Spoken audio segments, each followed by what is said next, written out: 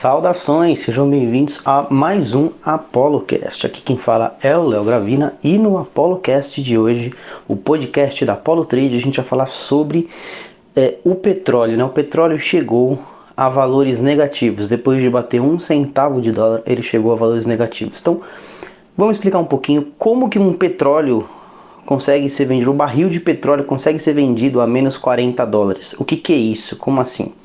Então é o seguinte, primeiro a gente tem que voltar lá atrás, há muito tempo, antes de 1970, enquanto os Estados Unidos ainda tinha o dólar lastreado na onça de ouro. Então, cada onça de ouro parece que valia cerca de 30 dólares. Então, com 30 dólares você levava uma onça de ouro.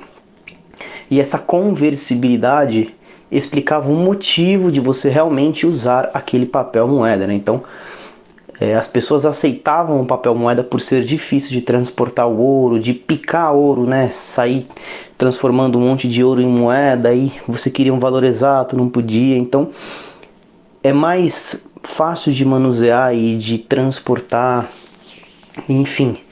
Como se tinha confiança de que aquela nota de papel poderia ser convertida em ouro, então a gente tinha este padrão. Aí acontece que em 1970 o presidente dos Estados Unidos, Nixon, ele acabou quebrando essa conversibilidade. Estava muito difícil de manter este preço, né? As pessoas estavam, como era comum, trocando as onças por dólares e estava difícil de manter esse preço. Então eles liberaram o câmbio do ouro, o ouro subiu e eles falaram: agora não tem mais esse lastro, a moeda passou a ser uma moeda fiduciária, que é aquela moeda com a confiança. As pessoas sabiam que valia 5 dólares porque estava escrito na moeda, simplesmente, né? Então não tinha mais essa conversibilidade.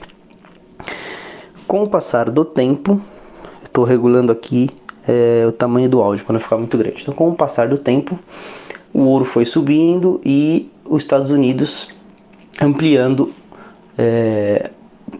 a quantidade de notas no mercado, né? Uma expansão monetária. Então, a cada tempo que passava, uma nota comprava menos coisa.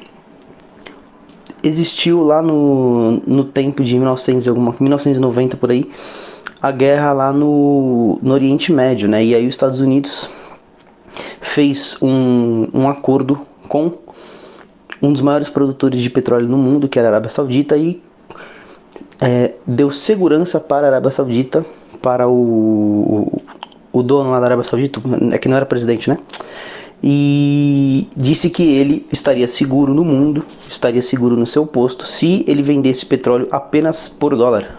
Então começou a época do petrodólar. O petróleo não poderia ser negociado em nenhuma outra moeda, nem mesmo euro, né? As pessoas tinham que ter dólar na mão para poder comprar o petróleo.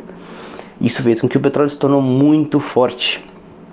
E com o passar do tempo, o dólar foi se valorizando, ganhando nome e perspectiva no mercado, e até hoje a gente tem o dólar como a moeda mais líquida do mundo, certo?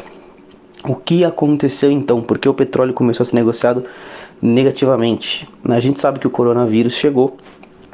Eu já fiz essa analogia uma vez, né, que o coronavírus na verdade não é o causador da crise, na verdade ele é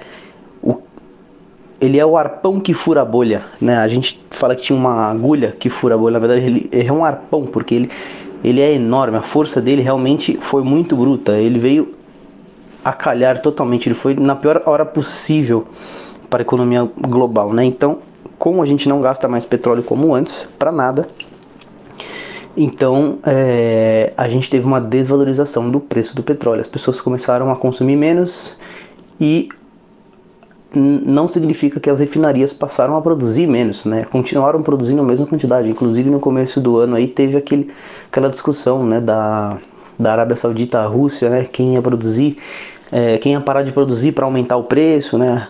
Fazer esse controle de preço e ninguém quis parar não. Começaram a produzir e que se dane. E aumentaram até a produção, então o preço começou a cair porque tinha mais daquela commodity no mercado, certo? Então o que acontece hoje? A gente tem refinarias sem local para guardar o quanto eles produziram. Então existem vários tonéis, né, de petróleo, guardando petróleo na terra, e também alguns navios, mas centenas de navios atracados no porto, cheios de petróleo, boiando ali, sem ter para onde ir. Então passou a dar prejuízo o armazenamento de petróleo pelas refinarias. Vale mais a pena vender o petróleo a menos 40, ou seja, dar $40 para que tirem o petróleo de lá, do que parar a produção ou algo nesse sentido. Então é bizarro, mas aconteceu. O dólar, o petróleo, o barril de petróleo que estava a $14, agora está a menos $40 e variando, né? No dia já chegou a custar menos 13, enfim, variando, mas sim, aconteceu, menos $40, e esse é o motivo. Então, mais uma razão para você investir no Bitcoin, né? A expansão monetária é um exemplo de desvalorização da moeda.